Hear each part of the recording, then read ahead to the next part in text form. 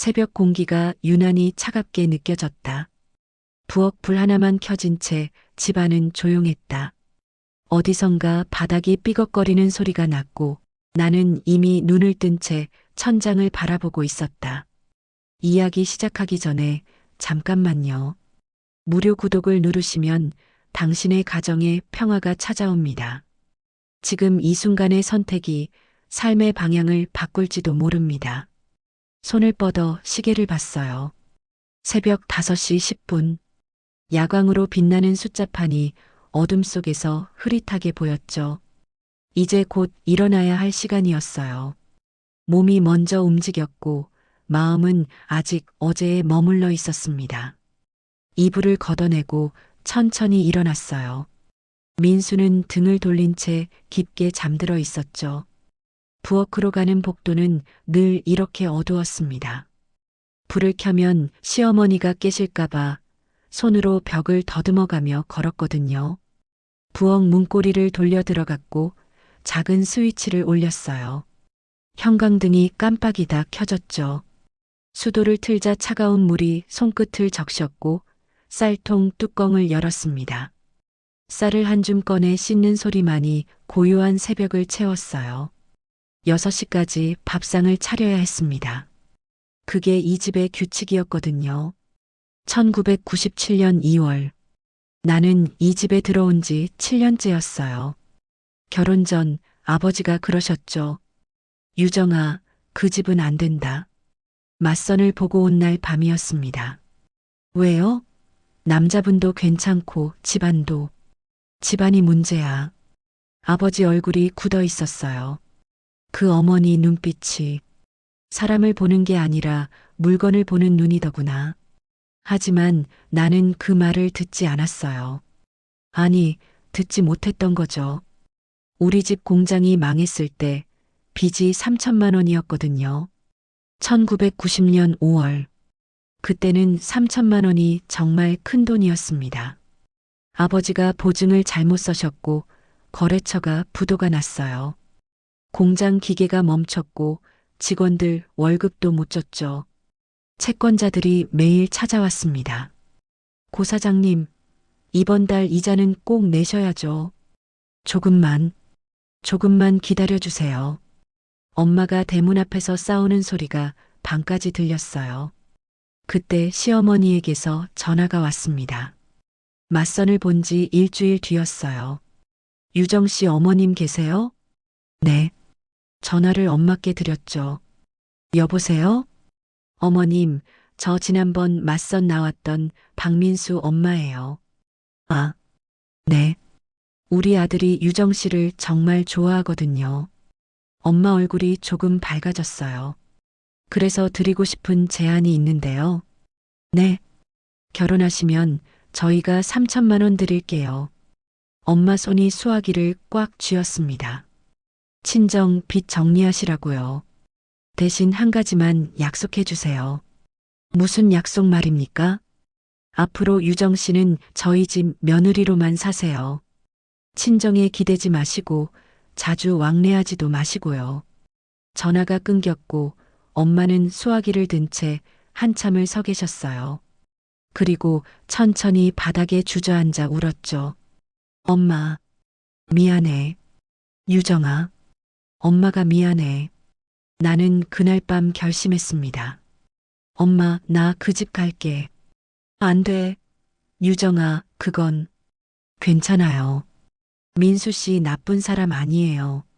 맞선 때 봤는데 괜찮던데요. 그게 문제가 아니라.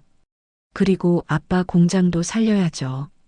채권자들 매일 오잖아요. 엄마가 내 손을 꽉 잡았어요. 정말 괜찮겠니? 네. 제가 선택한 거예요. 하지만 그건 선택이 아니었습니다. 거래였죠. 일주일 뒤 아버지가 쓰러지셨어요. 협심증이었습니다. 병원에 실려가셨고 의사가 말했죠. 당분간 무리하시면 절대 안 됩니다. 자칫하면. 하지만 공장은 돌아가야 했고 아버지는 계속 일하셨어요. 그리고 나는 1990년 6월 박민수와 결혼했습니다. 결혼식은 명동 어느 예식장에서 했어요. 하객은 많지 않았죠. 우리 쪽은 친척 몇 명뿐이었고 신랑 쪽은 제법 많았습니다. 피로연이 끝나고 민수가 말했어요. 신혼여행은 나중에 가자. 지금은 돈이. 응, 괜찮아.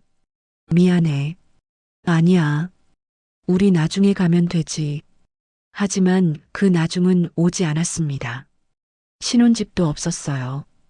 우리 집에서 같이 살자. 어머니 혼자 계시기 외로우시대. 그리고 전세 보증금도 아낄 수 있고. 응. 나는 고개를 끄덕였죠. 시댁으로 들어간 첫날. 시어머니가 부엌으로 나를 데려갔습니다. 앞으로 아침은 6시에 차려. 우리 집 규칙이야. 네. 우리 집은 아침형이거든. 6시에 밥 먹고 6시 반에 출근해야 해. 알겠습니다. 설거지는 바로바로 해야 하고. 네. 시어머니가 세탁기를 가리켰어요. 빨래는 손빨래로 해. 세탁기 돌리면 전기세 나와. 네. 요즘 전기세가 얼마나 비싼데. 속옷이랑 양말은 당연히 손빨래고 외출복도 웬만하면 손으로 빨아. 알겠습니다. 그리고 전화. 시어머니가 거실 전화기를 가리켰죠. 친정 전화는 일주일에 한 번만. 전화비 나가니까. 네. 외출할 때는 꼭 말하고. 어디 가는지, 몇 시에 돌아오는지. 네. 장볼 때는 영수증 꼭 챙겨와. 가계부 써야 하니까. 시어머니가 웃으며 말했어요. 우리 집은 규칙이 좀 많지만 다 며느리 위해서야. 알았지? 네. 그날부터 나는 매일 새벽 5시 반에 일어났습니다. 첫날 아침, 시계 알람이 울렸고 몸을 일으켰어요. 부엌으로 가서 밥을 짓기 시작했죠. 쌀을 씻고 물을 맞추고 밥솥 버튼을 눌렀습니다. 냉장고를 열어 반찬을 꺼냈어요. 된장찌개를 끓이고 김치를 담고 계란을 부쳤죠. 6시 정각. 식탁 위에 밥상을 차렸습니다. 시어머니가 방에서 나오셨어요. 오늘은 시간 맞췄네. 그게 칭찬이었죠. 며칠 뒤 5시 50분에 상을 차렸어요. 시어머니가 물었습니다. 왜 이렇게 일찍 차렸어? 밥이 식잖아. 죄송합니다. 일주일 뒤 6시 5분에 상을 차렸어요. 오늘은 왜 늦었어? 밥이 좀 늦게 돼서. 밥솥 예약 기능 있잖아. 그것도 모르니? 죄송합니다. 민수는 아무 말도 하지 않았어요. 그저 묵묵히 밥을 먹을 뿐이었죠. 어느 날 아침 내가 물었습니다. 여보, 우리 언제쯤 전세라도 알아볼까? 지금은 돈이 없어. 그럼 월세라도. 월세는 더 아까워. 나중에. 언제? 나중에. 그 나중은 오지 않았습니다. 빨래는 정말 손으로 했어요. 작은 대야에 물을 받고 빨래 비누를 풀었죠. 손으로 비비고 헹구고 짰습니다. 한겨울에도 찬물에 손을 담갔어요.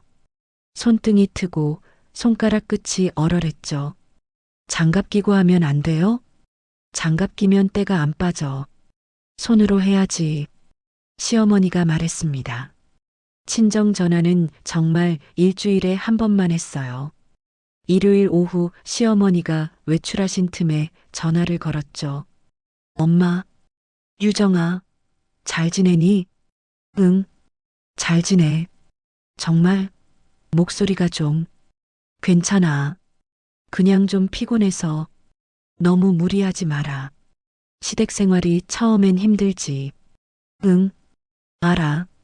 아빠는 많이 좋아지셨어. 공장도 다시 돌아가기 시작했고. 다행이다. 유정아, 너 정말 괜찮은 거 맞지? 응, 진짜 괜찮아. 전화를 끊고 나면 가슴이 먹먹했습니다. 거짓말을 하고 있다는 걸 알았거든요. 1992년 봄, 나는 임신했습니다. 임신했어요.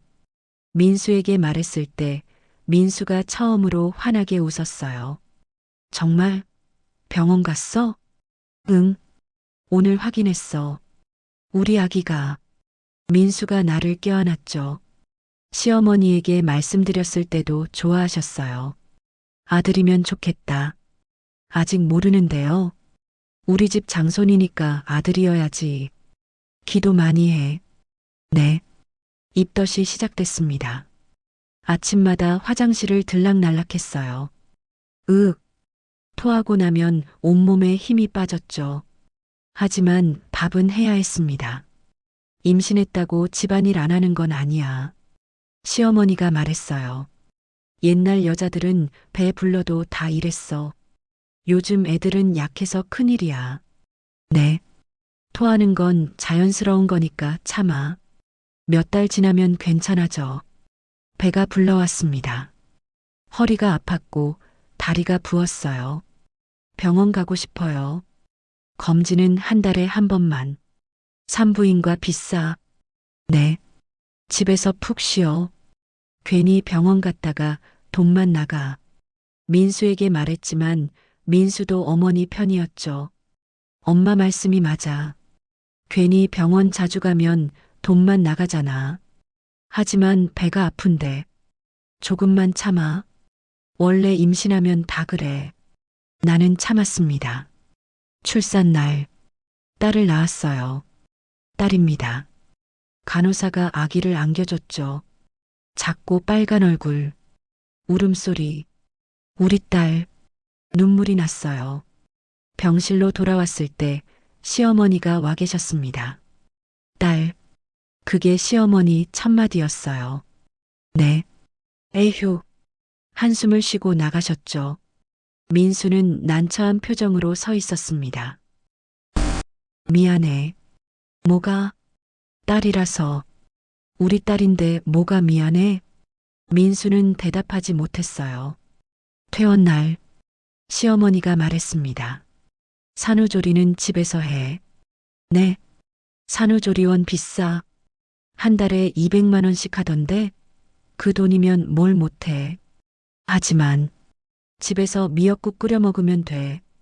옛날 여자들은 다 그렇게 했어. 네.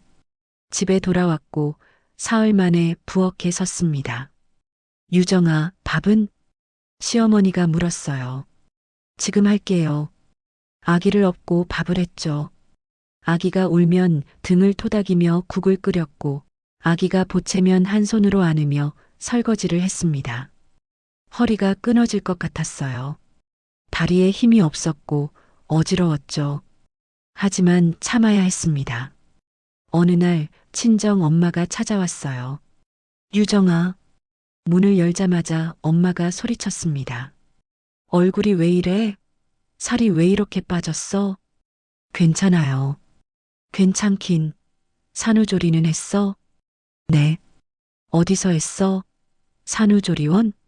그때 시어머니가 나오셨어요. 산후조리원은 안 갔어요. 집에서 했죠. 집에서요? 요즘 젊은 사람들은 약해서 큰일이에요. 옛날엔 다들 집에서 했는데 엄마 얼굴이 굳었습니다. 그래도 산후조리는 친정에서 보신탕이라도 해오시든가요. 우리도 형편이 어려워서요. 네. 장인어른 빚 정리해드리느라 우리도 돈이 없거든요. 그 말에 엄마가 할 말을 잃으셨어요. 그럼 전, 아니에요. 천천히 쉬다 가세요. 시어머니는 그렇게 말하고 방으로 들어가셨죠. 엄마가 내 손을 잡았습니다. 유정아, 너, 엄마 괜찮아. 진짜 괜찮아. 괜찮을 리가 없잖아. 엄마는 그날 울면서 돌아가셨어요. 나는 점점 친정과 멀어졌습니다. 1994년 가을, 다시 임신했어요. 이번엔 아들이었죠. 아들이래요. 민수가 처음으로 나를 안아줬어요. 고생했어. 정말 고생했어. 시어머니는 더 좋아하셨습니다. 그래야지 우리 집대를 이을 손자가. 하지만 기쁨은 오래가지 않았어요. 임신 6개월째. 시어머니가 한약을 끓여주기 시작했거든요. 어느 날 저녁이었습니다. 부엌에서 약탕기 돌아가는 소리가 났고 구수한 냄새가 집안을 채웠어요. 유정아, 이리 와봐. 시어머니가 부르셨죠. 작은 약탕기 뚜껑을 여셨고 검은색 액체가 보글보글 끓고 있었습니다. 몸에 좋은 약이야. 태교에도 좋고 아들 튼튼하게 낳으려면 먹어야 해. 감사합니다. 매일 저녁마다 끓여줄 테니까 꼭 먹어. 작은 사발에 한약을 따라주셨어요. 김이 모락모락 올라오는 걸 보며 나는 한 모금 마셨습니다. 쓰고 텁텁했어요. 다 마셔. 한 방울도 남기지 말고. 시어머니가 지켜보는 앞에서 사발을 비웠죠. 목구멍으로 넘어가는 게 느껴졌고 뱃속이 묵직해졌습니다. 그날 밤 배가 살짝 아팠어요. 괜찮아? 민수가 물었죠. 응, 괜찮아. 아마 약 기운인가 봐. 약? 무슨 약? 어머니가 끓여주신 한약. 아, 그거. 그럼 몸에 좋은 거네. 민수는 다시 잠들었습니다. 다음 날 저녁에도 한약이 준비되어 있었어요. 오늘도 꼭 먹어야 해. 매일 먹어야 효과가 있어. 시어머니가 웃으며 말했죠. 또 마셨고 그날 밤에도 배가 아팠습니다. 이번엔 조금 더 심했어요.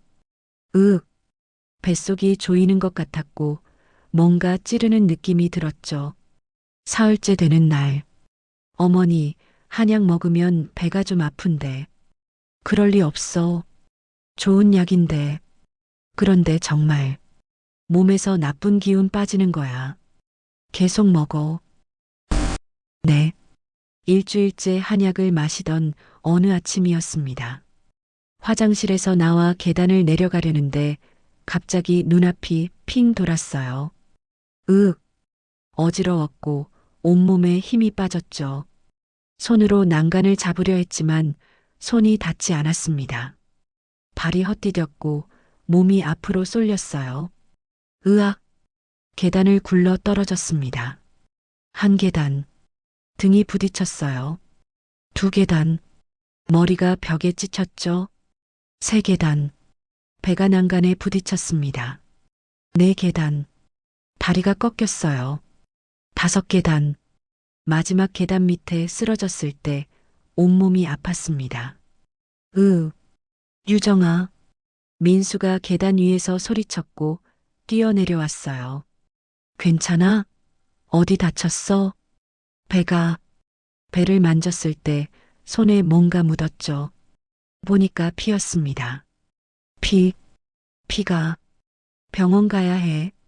민수가 나를 안아 올렸고 시어머니도 방에서 나오셨어요. 무슨 일이야? 계단에서 떨어졌어요. 병원 가야 해요. 그래, 빨리 가봐. 민수가 나를 차에 태웠습니다. 병원 가는 내내 배가 아팠어요. 아니, 아프다는 표현으로는 부족했죠. 뭔가 찢어지는 것 같았고 뜨거운 게 계속 흘러내리는 느낌이 들었습니다. 빨리 가줘. 조금만 참아. 거의 다 왔어. 민수 목소리도 떨리고 있었어요. 응급실에 도착했을 때는 의식이 흐릿했습니다. 의사가 달려왔고 간호사들이 침대를 밀었죠. 환자분, 들리세요? 제 아기는 지금 확인해 볼게요. 진정하세요. 그 뒤로 기억이 끊겼어요. 정신을 차렸을 때는 병실이었습니다. 천장이 하얗게 보였고 소독약 냄새가 났죠. 창문으로 햇빛이 들어왔고 시계를 보니 오후 3시였어요. 여기가 옆에서 민수 목소리가 들렸습니다. 유정아, 깼어? 민수 씨. 응, 여기 있어. 아기는? 민수가 고개를 숙였어요. 대답이 없었죠. 간호사가 들어왔고 조심스럽게 말했습니다. 유산되었습니다. 그 한마디가 귀에 꽂혔어요. 눈물이 나오지 않았습니다. 그저 가슴이 텅 빈 것 같았죠. 한참 뒤 의사가 들어왔어요. 보호자분 계세요? 네, 여기 있습니다. 민수가 대답했죠. 의사는 차트를 보며 말했습니다. 검사 결과가 좀 이상합니다. 무슨 뜻이에요? 환자분 혈액 검사에서 특이한 성분이 검출됐거든요. 민수 얼굴이 굳어졌어요. 무슨 성분이요? 자궁 수축을 유도하는 성분인데 의사가 잠시 말을 멈추고 차트를 다시 봤죠. 일종의 낙태를 유발하는 약물과 유사한 성분입니다. 뭐라고요? 민수 목소리가 커졌어요. 의사가 나를 봤습니다. 혹시 최근에 한약이나 특별한 약을 드신 적 있으세요? 그 순간 머릿속이 하얘졌어요. 한약이요. 언제부터 드셨어요? 일주일 전부터요. 누가 지어줬어요? 시어머니가요. 의사와 민수의 눈빛이 마주쳤습니다. 한약 남은 게 있으면 가져와 주세요. 성분 분석을 해봐야겠습니다. 알겠습니다. 민수가 대답했지만 목소리가 떨리고 있었죠. 그리고 계단에서 떨어지신 것도 있지만 이 성분이 검출된 이상 정확한 조사가 필요합니다. 네, 알겠습니다. 의사가 나갔고 민수가 나를 봤어요. 유정아, 엄마가 준 한약. 나도 몰라. 하지만 의사가 증거가 없잖아. 그냥 계단에서 떨어져서 그런 걸 수도 있어. 아니야. 분명히 그때 병실 문이 열렸습니다. 시어머니였어요. 유정아, 괜찮니? 네. 애를 못 지켜서 미안하구나. 그 말을 들으며 이상한 느낌이 들었어요. 미안하다는 말인데 표정은 전혀 미안해 보이지 않았거든요. 오히려 차갑게 느껴졌죠. 민수야, 이리 좀 나와봐. 시어머니가 민수를 불렀고 둘이 복도로 나갔습니다. 문틈으로 소리가 들렸어요. 의사가 뭐래? 한약 성분 검사를 하겠대요. 그래. 엄마, 그 한약. 뭐, 내가 지금 엄마를 의심하는 거야? 아니, 그게 아니라. 좋은 약이었어. 내가 몸에 좋으라고 끓여준 건데. 하지만 의사가 뭘 알아? 한약은 원래 그래. 몸에서 나쁜 기운 빠지면 일시적으로 그럴 수 있어. 그리고 계단에서 떨어졌잖아. 그게 문제지. 한약이 무슨 문제야? 민수는 대답하지 못했어요. 30분쯤 지났을까? 의사가 다시 왔을 때 표정이 달라져 있었습니다. 더 이상 검사는 필요 없을 것 같습니다. 네. 아까는 분명히 민수가 물었지만 의사는 고개를 저었어요. 제가 착각했나 봅니다. 그냥 유산이었습니다. 하지만 이상한 성분이 스트레스나 충격으로도 그런 수치가 나올 수 있어요. 계단에서 떨어지셨으니까요. 의사는 그렇게 말하고 나갔죠. 민수가 복도로 나가 의사를 불렀지만 의사는 고개만 저었습니다. 보호자분, 더 이상 말씀드릴 게 없습니다.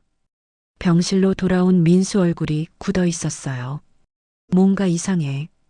그냥 놔둬. 하지만 증거 없잖아. 그리고 어머니가 설마. 민수는 입을 다물었습니다. 하지만 우리 둘 다 알고 있었어요. 뭔가 잘못됐다는 걸. 퇴원하는 날 민수가 조심스럽게 물었습니다. 유정아, 혹시 정말 엄마가 증거가 없잖아. 하지만 의사가 분명히 이상한 성분이. 민수 씨는 어떻게 생각해? 나도 모르겠어. 어머니가 그럴 리 없다고 생각해? 민수는 대답하지 못했어요. 아니면 그럴 수도 있다고 생각해? 모르겠어. 정말 모르겠어. 그리고 다시는 그 얘기를 꺼내지 않았습니다.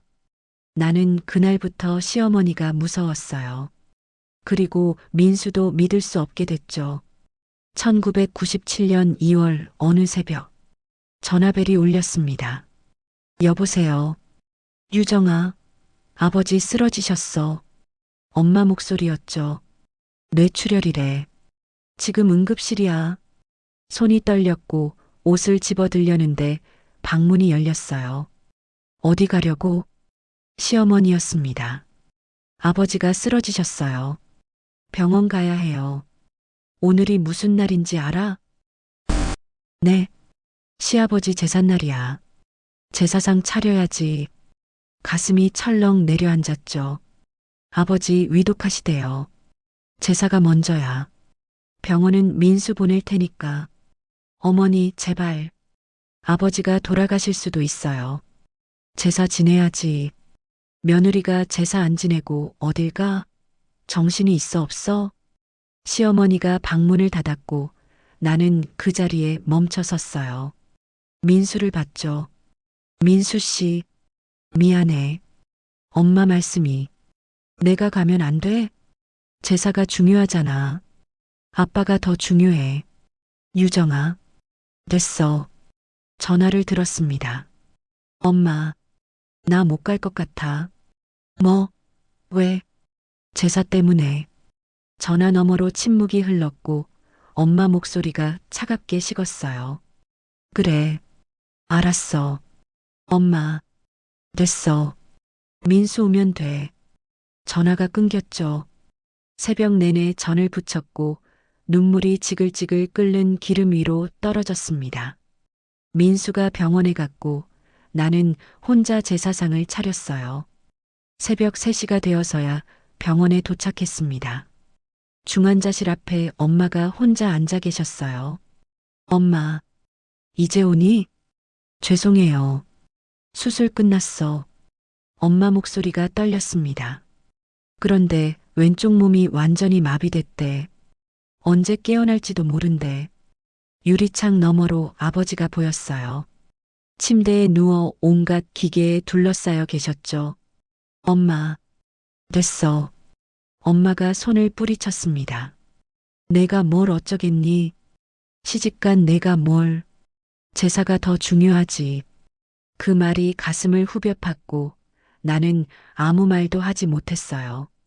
아버지는 2달 동안 혼수 상태로 계시다가 결국 깨어나지 못하셨습니다.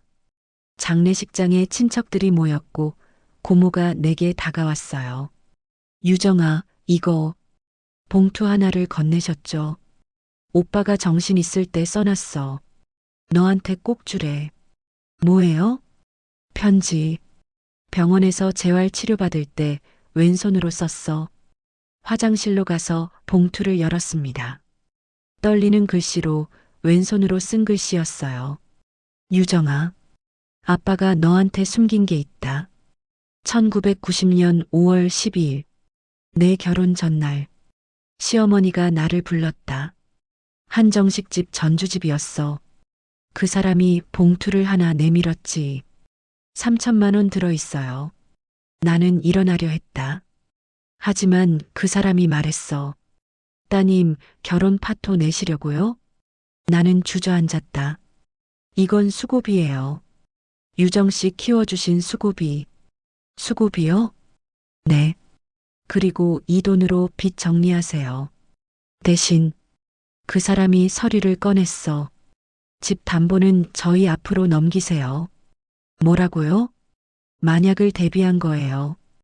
혹시라도 또 빚지시면 곤란하잖아요. 그건 싫으시면 이 결혼 없던 걸로 하죠. 나는 그날 집 문서에 도장을 찍었다.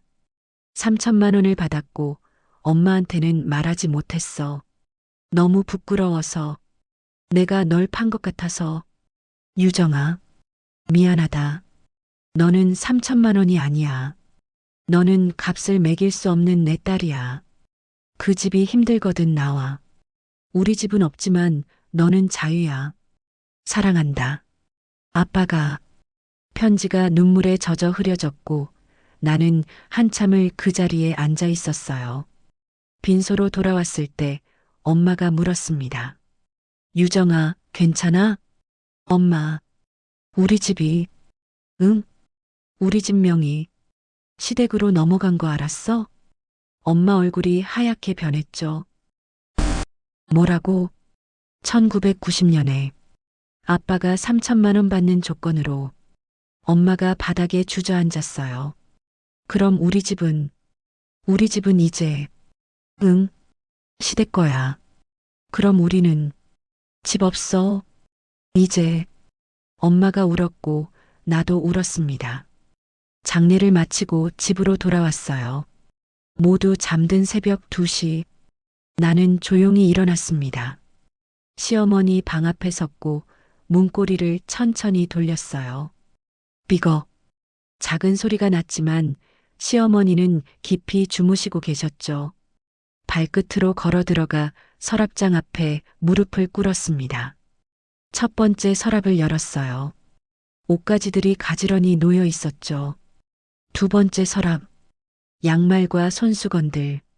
세 번째 서랍을 열었을 때 낡은 통장들이 보였습니다. 손을 뻗어 하나씩 꺼냈어요. 손이 떨렸고 심장이 빠르게 뛰었죠. 첫 번째 통장을 펼쳤습니다. 1990년 5월 12일. 출금 5천만 원. 숨이 멎었어요. 5천만 원? 아버지가 말씀하신 건 3천만 원이었는데 다른 통장을 집어들었습니다. 같은 날짜. 입금 3천만 원 고영수. 아버지 이름이었죠. 5천만 원을 출금해서 3천만 원만 입금했다는 건 2천만 원은 어디로 간 걸까요? 서랍 깊숙한 곳을 더 뒤졌습니다. 손끝에 딱딱한 서류 봉투가 만져졌어요. 꺼내서 펼쳤죠. 부동산 등기부등본. 주소를 보는 순간 숨이 멎었습니다. 우리 친정집 주소였어요. 소유주 안에는 박영순, 시어머니 이름이 적혀 있었죠. 이게. 손이 파들파들 떨렸고 서류를 꽉 쥐었습니다. 뭐 하는 거야? 뒤에서 목소리가 들렸어요. 깜짝 놀라 돌아봤죠. 민수가 서 있었습니다. 잠옷 차림에 머리가 헝클어진 채. 이거 봐. 떨리는 손으로 통장과 서류를 건넸어요. 민수가 하나씩 펼쳐 읽어 내려갔고 얼굴이 점점 굳어졌죠. 5천만 원 출금, 3천만 원 입금. 민수가 중얼거렸습니다. 2천만 원은 어디로? 중간에서 떼신 거야. 설마. 그리고 이것도 봐. 등기부등본을 내밀었어요. 민수가 주소를 확인하더니 얼굴이 하얗게 질렸죠. 이게 장인어른 집? 응. 명의가 어머니 앞으로 돼 있어. 이럴 수가. 민수가 서류를 떨어뜨렸고 그 순간 방 불이 켜졌습니다. 시어머니가 침대에서 일어나 앉아 계셨어요. 뭐 하는 거야, 둘이? 침착한 목소리였지만 눈빛은 차가웠습니다. 나는 천천히 일어났어요. 어머니, 왜 남의 방에서 서랍을 뒤져? 시어머니가 침대에서 내려왔죠. 이게 뭐예요? 통장을 들어 올렸습니다. 시어머니 눈빛이 순간 흔들렸어요. 그건 5천만 원 출금하고 3천만 원만 주셨네요. 나머지 2천만 원은 어디 갔어요? 중간 비용이.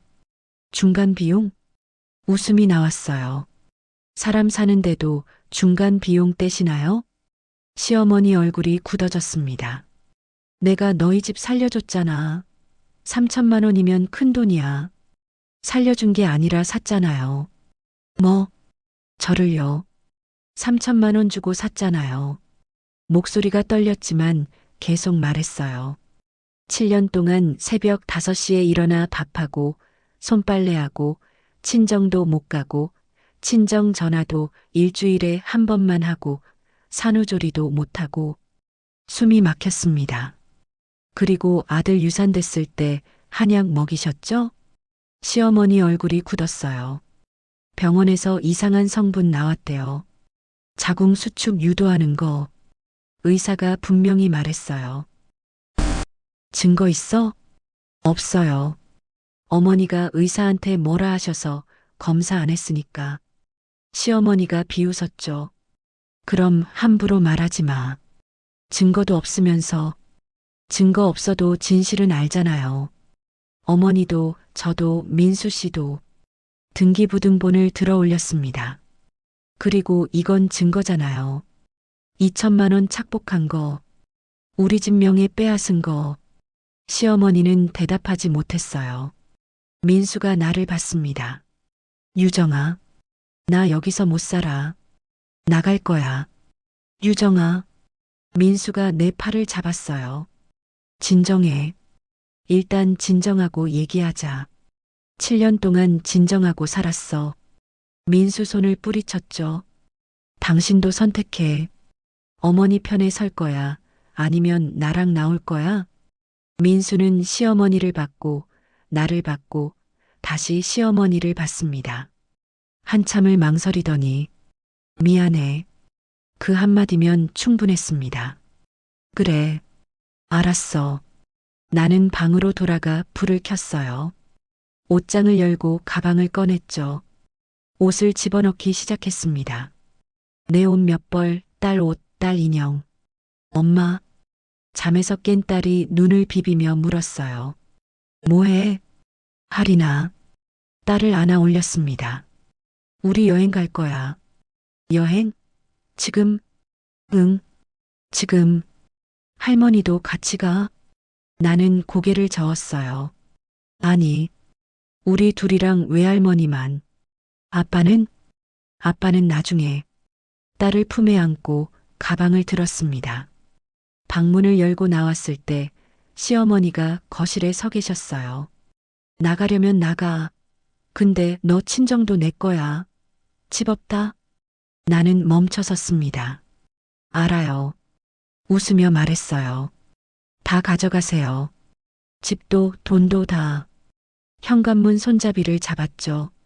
전 이제 값 다 치렀으니까. 문을 열고 나갔고 그렇게 이 집을 떠났습니다.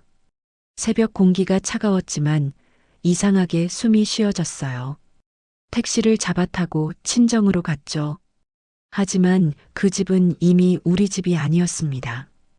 엄마와 나는 작은 고시원에 방 하나를 얻었어요. 딸과 셋이서 좁은 방에서 살았죠. 4평 남짓한 방. 창문 하나, 책상 하나, 작은 옷장 하나. 화장실은 공동이었습니다. 힘들었지만 자유로웠어요. 다음 날부터 식당 일을 시작했습니다. 설거지부터 했고 새벽 6시부터 밤 10시까지 일했죠. 손이 트고 발이 부었지만 마음은 가벼웠어요. 1년이 지났고 조금씩 돈이 모였습니다. 2년이 지났고 작은 분식집을 차렸어요. 대출을 받아서요. 유정인의 떡볶이. 간판을 달던 날 딸이 물었습니다. 엄마, 이게 우리 가게야? 응. 우리 가게. 할머니 거 아니고? 응. 이젠 아무도 못 빼앗아. 딸이 웃었고 나도 웃었어요. 민수에게서 전화가 왔습니다. 유정아, 미안해. 다시 시작하자. 7년 동안 날 안 본 사람이 이제 와서 뭐가 보여? 제발. 나도 힘들었어. 당신은 끝까지 엄마 편이었어. 난 혼자였고. 전화를 끊었죠. 3년 뒤 이혼 조정이 나왔습니다. 위자료 5천만 원이었어요. 그 돈으로 가게를 키웠고 엄마와 딸과 함께 작은 빌라를 샀습니다. 진짜 우리 집이었어요. 지금은 가게가 2개로 늘었고 딸은 중학생이 됐습니다. 엄마는 가게 옆 작은 의자에 앉아 손님들과 이야기를 나누시고 나는 주방에서 떡볶이를 볶아요.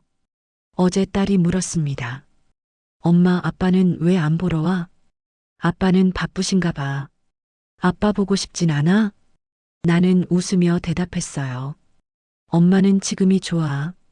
그 말이 진심이었습니다. 어떤 결혼은 거래로 시작되더군요.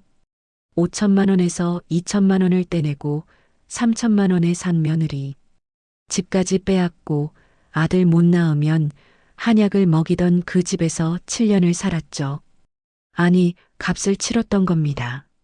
하지만 아버지의 마지막 편지가 저를 깨워줬거든요. 너는 값을 매길 수 없는 내 딸이다. 그 한 줄로 이제 알겠더라고요. 사람은 살 수 없다는 걸. 혹시 지금 누군가 값이 매겨진 관계 속에서 숨죽이며 살고 계신다면 기억하세요. 당신은 물건이 아니에요. 언제든 다시 시작할 수 있답니다. 인생 극장은 당신의 이야기입니다. 사람의 마음과 관계, 그리고 진심을 담습니다.